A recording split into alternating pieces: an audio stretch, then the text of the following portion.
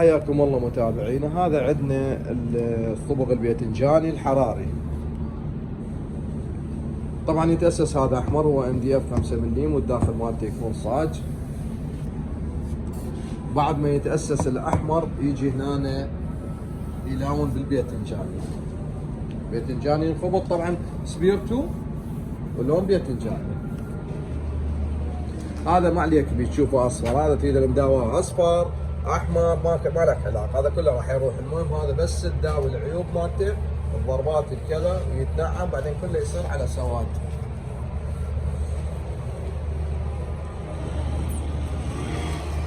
يتأسس قلنا باحمر. الاحمر تقدر تستخدم اسطمبر احمر، تقدر تستخدمه بسبيرتو، تقدر هو بسبيرتو افضل، بس تقدر تستخدمه بميه وغرق هم يصير طبيعي. شوف هذا الداخل مالته يكون صاج، الخارج مالته يكون MDF 5 ملم. MDF 5 ملم اسرع اشوف وياه MDF 5 ملم.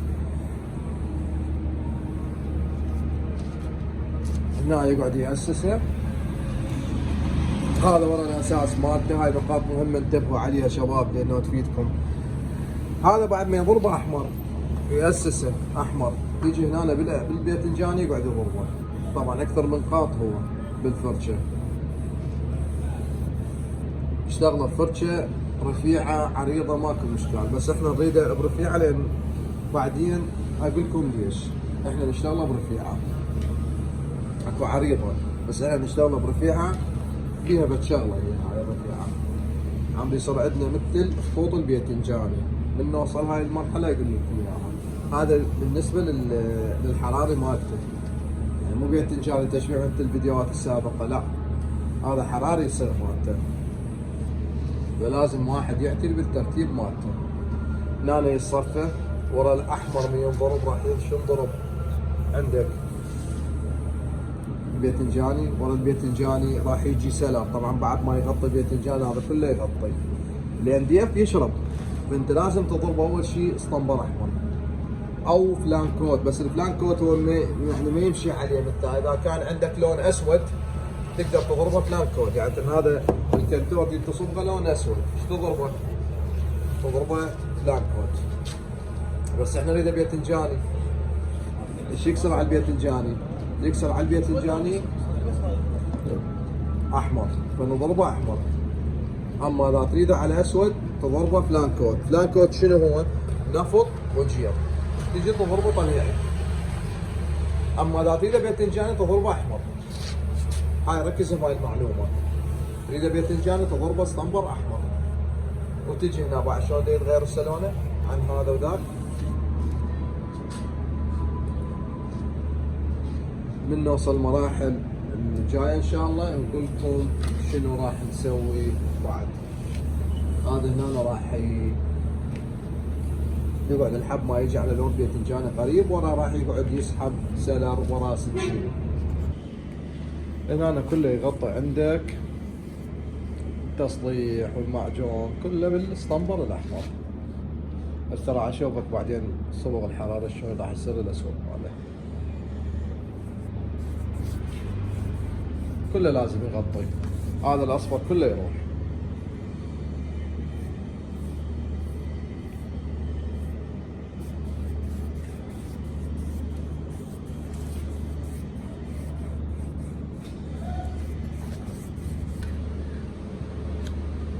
هاي هنا تقعد تسحب سلر. هاي بعد ما قلنا لكم شنو؟ بعد ما قلنا لكم تاخذ اسطمبر احمر ورا باذنجاني سبيرتو، تخبط باذنجاني ورا تسحبه. اذا تريد تطلع على الصبغ الحراري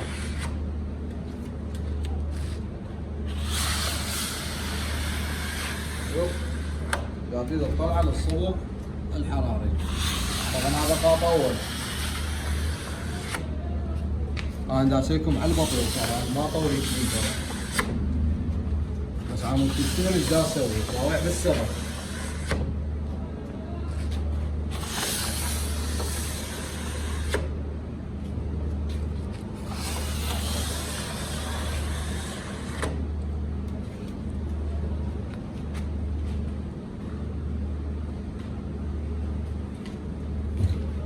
سحبة ثانية باوع، سحبة ثانية.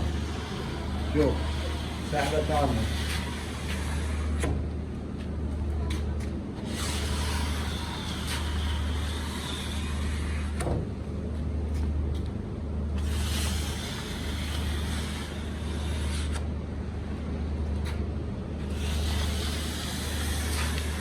هاي السحبة الثانية.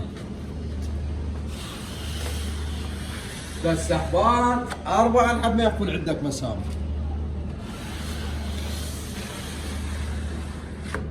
بس انا راح اختصر لكم شو اسوي، لان فما اظل اسحب ويطول الفيديو. راح اختصر لك. قول هسه انا ساحب سحبة الرابعة. هو 3 سحبات، تجي تسيح. شنو التسيح؟ قلنا ثنر وسلام. طبعا هذا الزايد يجي يسوي هاي القمة اذا كانت مدورة.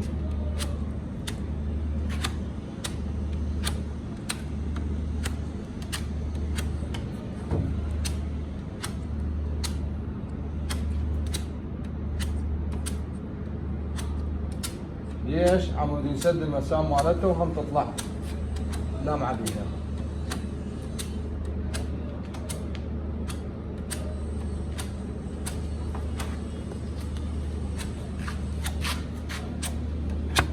ثواني بطهنا.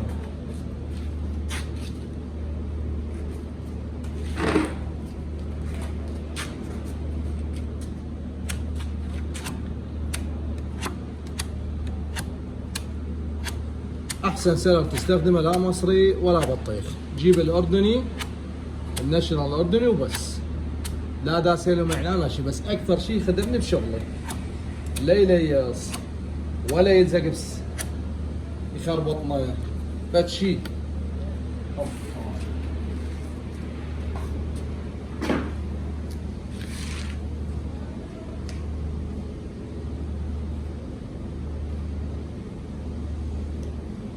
طبعا هذا تجي يا تحميه اذا لقيته يريد يشلح عندك شو تسوي؟ تحميه. هذا شنو متسيح اللي هو عباره عن شنو؟ ثنر وسلر. ثنر عادي درجه ثانيه مو مشكله. ليش هذا عمدي يصفيه؟ شوف ابتدى يتغير. هو وين كان مثل ذاك، وين ابتدى يتغير شويه شويه دا يتغير، مراحل تجي ماكو شيء بسرعه.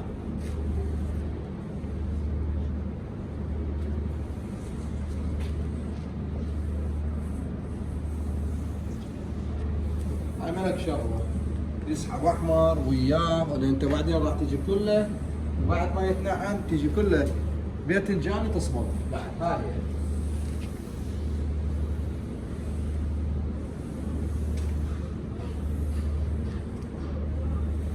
لاحظ باوع.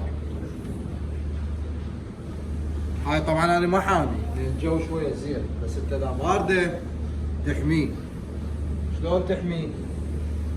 هيتر مي يصير حار ببطنه. شو تحط؟ دبه اللي بيها هذا السلر والثنر على مود يحمي.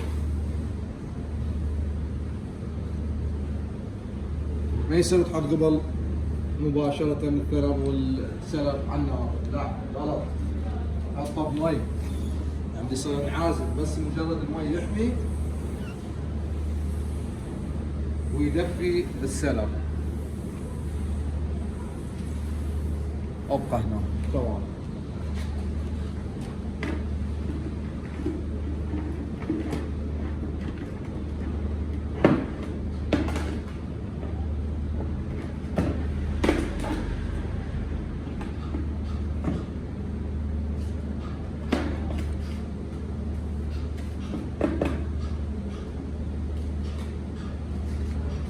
طبعا اهم شيء تكون شفراتك نظيفه، شفراتك نظيفه. شوف يعني جاي. اهم شيء تكون شفراتك نظيفه.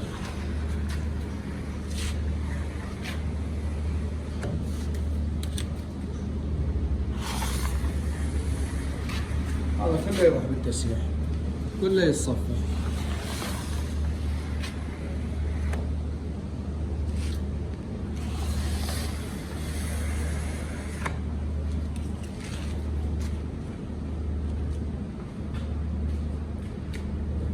لان شفرات مال ستوكو اضبط بعد.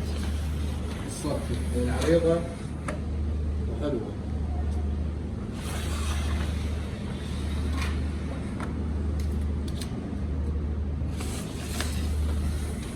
بقى شلون يقفل عندي شوي شوي المسام.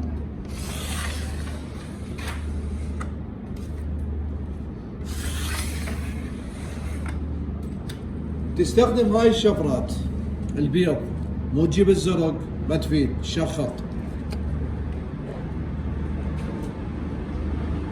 طبعا انا راح نجي تسيح.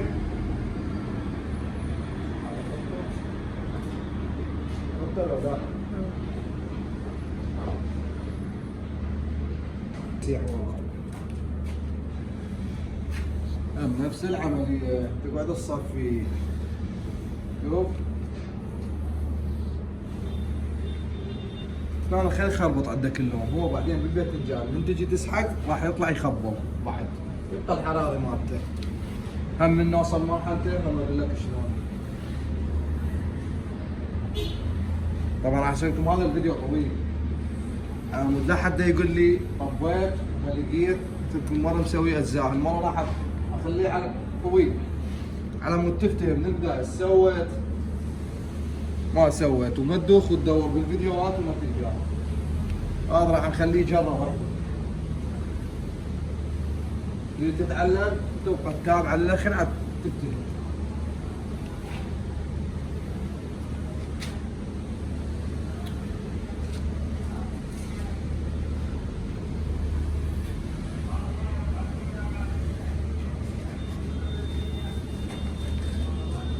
خرب علي يا ابوي، مخرب ويا وين ما تروح انت وياه.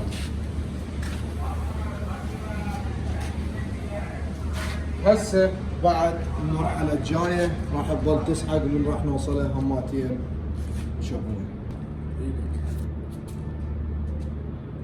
هنا هسه بعد السحب، بعد الاساس الاسطمبر الاحمر، وراها طلبنا باذنجاني قاط، وراها سحب سلر، بعدين ناس نجي وراها تسييح. هنا بس تنعم الشوائب.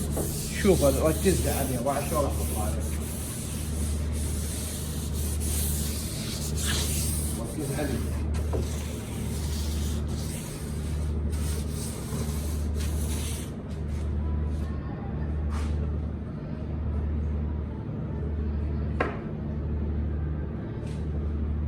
ركز تعال شوف قبل باذنجاني تحط هو لون باذنجاني وبسبيرتو مخمر.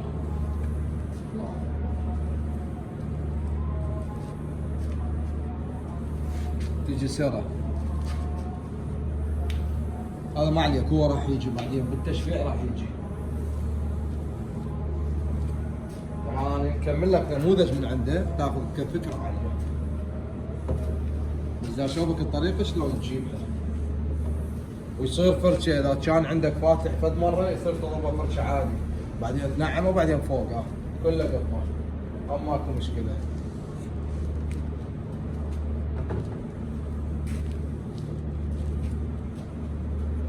صح اشوفك اياه بالحراره شلون يطلع.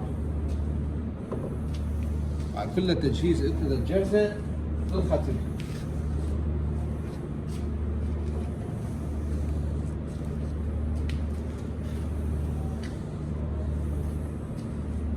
طبعا دي يصير بارده لازم ندفيه او نعوفه على باكر.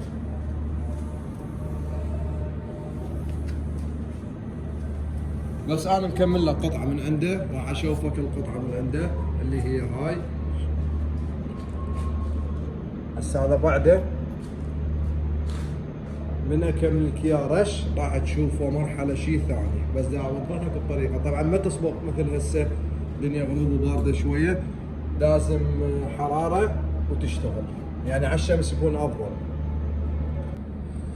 صبحكم الله بالخير متابعينا. شوف هسه هاي هنا، شوف هاي اللمعه مال حراري مال باذنجاني، اصلا مرايه مو لمعه طالع.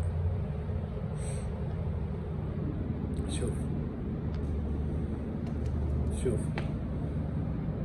يعني نشوف الورايا من اللمعة مالته، الحرارة الباذنجاني شلون حلو ومرتب. نروح على الابواب نشوفهن. لسه هاي بعض المراية شلون حلوة. هذا النيج الابواب، وهاي الابواب لمعة صافية. طبعا اهم شي هو التراب يكون ماكو، كل ما يكون تراب راح يبين بيه. اذا بين بيه مو مشكلة، تقدر بوليش ووصله ويروح. حبيت اشوفكم واشارككم هذا الشغل شلون حلو مرتب بالباذنجاني الحراري بالرش. اخر مرحلة اللي اشتغلناها كانت نتيجة كلش حلوة. وطبعا هاي انا من يعني مسوي لمعة اقوى، يعني هاي اقدر اسوي بعد لمعة اقوى من هاي بعد مضاعفات. عموما كانت التجربة كلش حلوة، فد شي راقي ومرتبة، اللمعة مالته صافية ونعومة. هاي مثل الفيديوهات السابقة الخطوات اللي بديناها، المراحل لحد مرحلة الختم اللي هي كانت النتيجة كلش حلوة. حتى هذا النيج قواطع ثني لمعة قوية مالتها، هذا لمعته كلش قوية، حتى القاطع يعني مسوي فد شي. اتبعوا الخطوات اللي انا مشيت عليها وان شاء الله يطلع شغلكم هيك حلو مرتب. وبالتوفيق للجميع. لا تنسوا ان تترحموا الوالدية.